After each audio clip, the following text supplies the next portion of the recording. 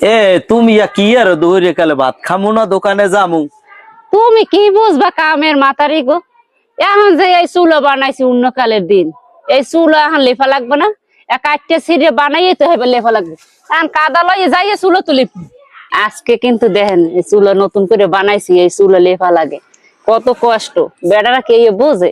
এরা কবে কি বাসায় থাও কি কেম করো, গ্রামের বাড়ি মহিলা গো যে কাম এই কি বেড়ারা করতে পারে? বেড়ারা একদিন করলে পোলাপান সামলাইয়া হেরা যাবে পাগল হইয়া। কিন্তু এক সময় এই কাজ আমিও পারতাম না করতে, আমার সব আমার শাশুড়ি।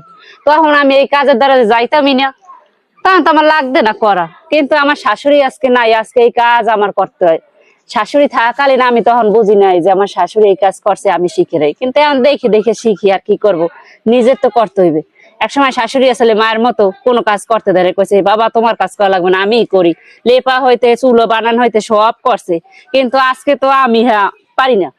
তখন আমি করিও নাই, পারতাম না। শহরের মানুষ, শহরে বড় হয়েছি, গ্রামের কাজ পারি না। কিন্তু দেখেন এই শহরের মাইয়া এখন কাদা লইয়া কাজ করে, এখন কাদা লইয়া চুলো বানায়, চুলো লিপি, সংসারে সব সামলাই, কাম কাজ সব করি।